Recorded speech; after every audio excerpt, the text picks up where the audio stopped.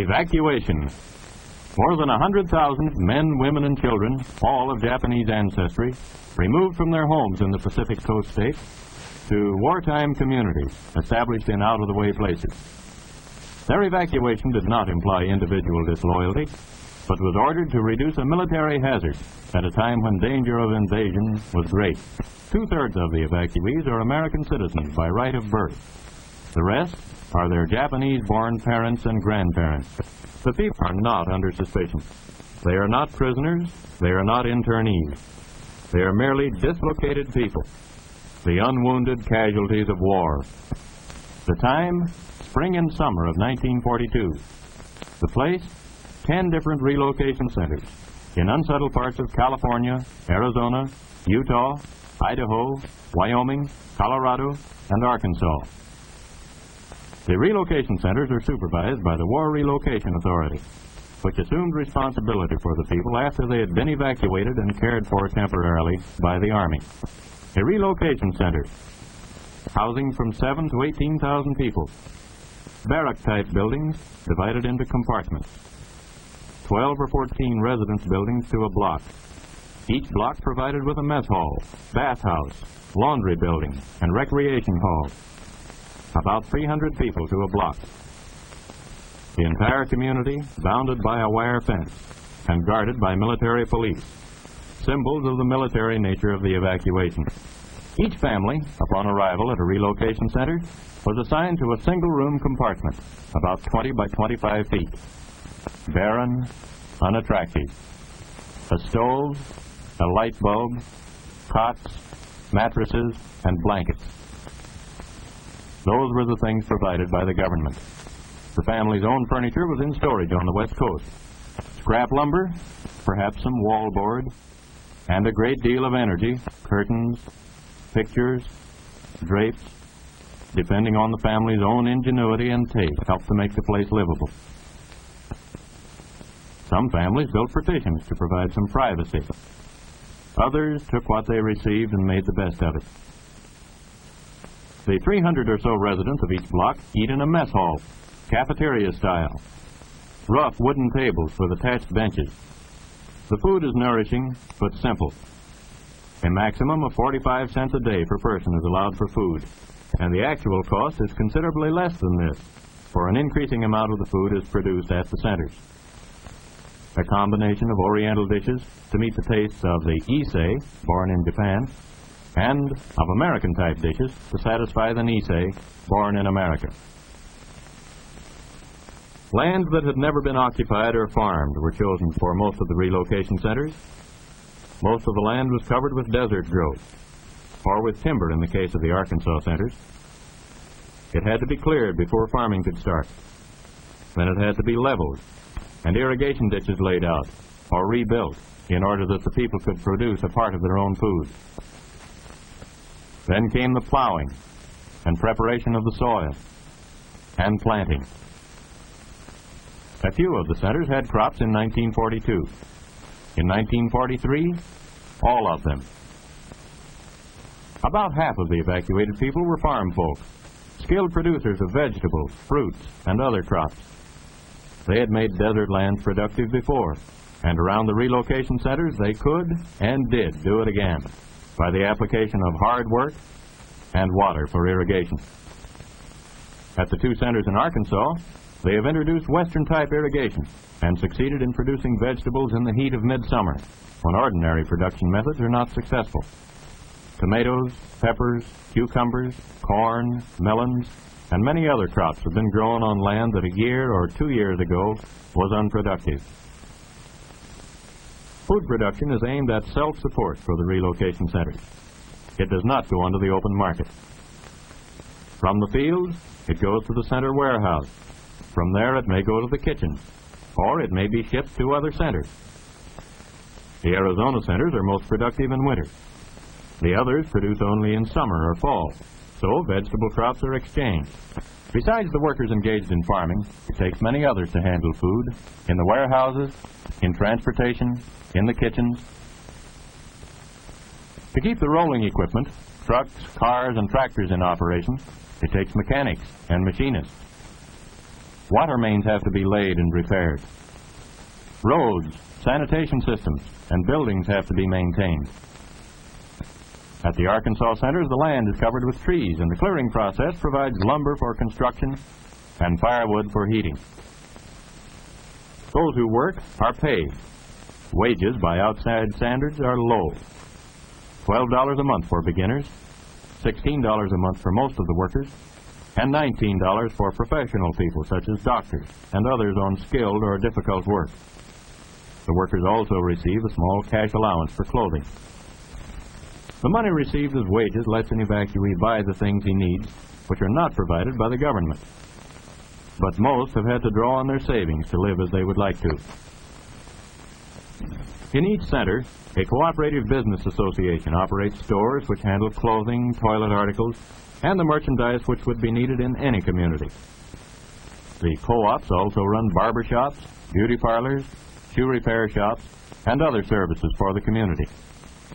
When the school bell rings, it's a signal for these students at Hart Mountain in Wyoming to change classes. The school curriculum meets the standard of the state where the center is located. Mathematics, American history, geography, the fundamentals of an American education. This is a class in mathematics. And a rhythm class of 5th grade pupils. In the modern school, many subjects are added to reading, writing, and arithmetic as part of the schoolwork. Some of the teachers are Caucasian. Some are evacuees, Americans of Japanese ancestry. The first graders in this class, taught by an evacuee teacher, are making colored drawings which will decorate the walls of their barracks building classrooms. The same kind of beautifully clumsy drawings that can be found in almost any first grade room. In the high schools, vocational training gets plenty of attention. Scientific farming, studied in school and in the field. And older boys are learning trades. They use them first as part of the regular work of the relocation center, as welders, mechanics, machinists. Frequently, learning to do the necessary jobs in a relocation center have led to better jobs outside. Health protection is part of the obligation assumed by the government.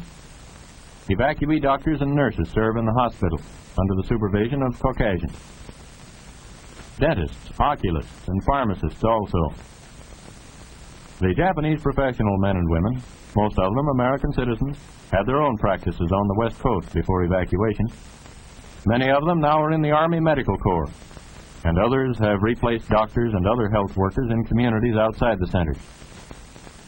The health service in relocation centers, in proportion to population, is about like that of any other American community in wartime, barely adequate.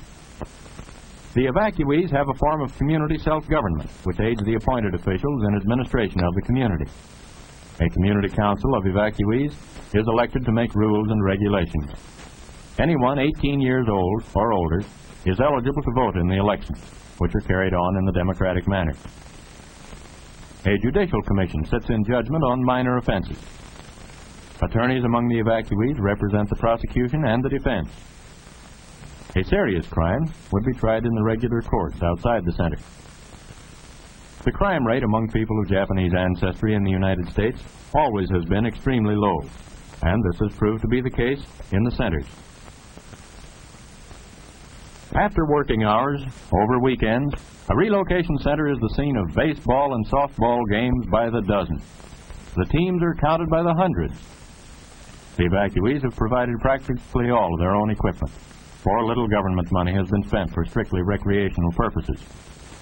In the fall, touch football is in season, and more quiet forms of recreation. The relocation centers include many well-known artists. Amateur and professional artists and craftsmen have used their spare time in creating beauty in many different forms. Sunday church services. Advanced preparations include carrying the benches into the barrack building. Most of the alien Japanese are Buddhists. but almost half their American-born children belong to some Christian denomination: Catholic, Methodist, Presbyterian. Except for state Shinto, involving emperor worship, there is no restriction on religion in relocation centers. Boy Scouts, who usually provide the color guard for the American flag which floats over each center, are typical of the American organizations which are prominent in each relocation center. There's a USO Club to provide entertainment for the Japanese-American soldiers who come to the center to visit their families or friends. Girl Scouts, Campfire Girls, Parent-Teacher Associations, the Red Cross. The evacuees belong to these organizations in their former homes and transplanted them to the centers. The Boy Scout Drum and Bugle Corps here is leading a Harvest Festival parade, marking the high point of the successful season of farm production. Everyone turns out to view the beauty queen, to see the well-decorated floats, and to join in the good time that goes with the full day of celebration. While they have many things in common with ordinary American communities, in the really important things, relocation centers are not normal and probably never can be. Home life is disrupted. Eating, living, and working conditions are abnormal. Training of children is difficult. Americanism, taught in the schools and churches and on the playgrounds, loses much of its meaning in the confines of a relocation center. When the War Relocation Authority was only a few months old, it was decided that relocation centers should not be maintained any longer than necessary. The first people to leave the relocation centers were volunteer workers recruited to help tend and later to harvest the sugar beet crop of the western states. Almost 1/10 of the evacuees volunteered for this seasonal work in 1942. The result of their labors was a year's sugar ration for about 10 million people. But work in the beet fields was temporary. Most of the people returned to the centers. The War Relocation Authority has been more concerned with permanent relocation, getting the evacuees out of the backwaters of the relocation centers into the mainstream of American life, so their labor can help to win the war, so the cost to the taxpayers may be reduced, so there can be no question of the constitutionality of any part of the action taken by the government to meet the dangers of war, so no law-abiding American need to fear for his own freedom. Relocation of the evacuees is not being carried on at the sacrifice of national security. Only those evacuees whose statements and whose acts leave no question of their loyalty to the United States are permitted to leave. All information available from intelligence agencies is considered in determining whether or not each individual is eligible to leave. Those who are not eligible to leave have been moved to one center to live, presumably for the duration of the war. The others, established as law-abiding aliens or loyal Americans, are free to go whenever they like. Thousands already have gone. Here are a few of them. Nobura Aramura is examining corn for insects in a field in Illinois. Kenneth Sugioka used to operate his own orchard in Hollister, California. Machine work was a hobby. Now it's his job. He's making precision parts for American bombers. Masako Takayoshi is assistant head nurse in a large hospital. She was a teaching supervisor of nurses in a Seattle hospital before evacuation. She has 3 brothers, all in the Army. The tractor driver here is Roy Himoto, who used to farm near Walnut Grove, California, and was evacuated to the Tule Lake Center.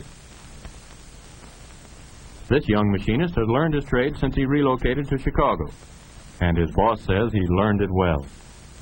He's helping to make kitchen equipment. Mrs. Ayako Kasai paints miniature dolls in a Midwestern studio. She used to live at Colusa, California, and then lived at the Granada Relocation Center. In the background is Cecilia Miyamoto, who divides her time now between working and attending college. Kei Nakadoi feeds the chickens on an Illinois farm, and on the same farm is an Issei, Tamago Shimatsu. Shinobu Sakuma, Joe Chihara, and Yoshio Dogen cultivate potatoes on a farm in the Middle West. This is Ruth Nishi. Her father ran a fruit stand in Berkeley, California, and Ruth helped him. After living in the Poston Relocation Center, She moved to Chicago and has become a skillful turret lathe operator. These young men spraying potatoes are from the Minidoka Relocation Center. This boy liked the printing trade, but had no chance to learn it until after he had left the relocation center. He's helping to print some of the nation's supply of magazines. American eggs are shipped all over the world, to Americans in the armed forces and to our allies. Mary Higuchi breaks eggs which are to be dried. And in the same plant, John Iamuri feeds the drying machine. Jim Carisu used to be a clerk in Madera, California. Now he's a candy maker in Chicago. American flags, some of them for the armed forces, are turned out by Mrs. Yoshie Abe. She hopes that one of the flags she makes someday may be carried in triumph down the streets of Tokyo. The produce business in Watsonville, California, used to be home to these boys. Now they're in the produce business in Denver. Henry Ligoro used to be a farmer at Fresno, California. From the Jerome Relocation Center, he moved to the Middle West to make marshmallows. Threshing oats in the Middle West is a new experience to Tet Shiota, who used to grow vegetables near Venice, California. An artificial leg doesn't interfere with the way he handles a pitchfork.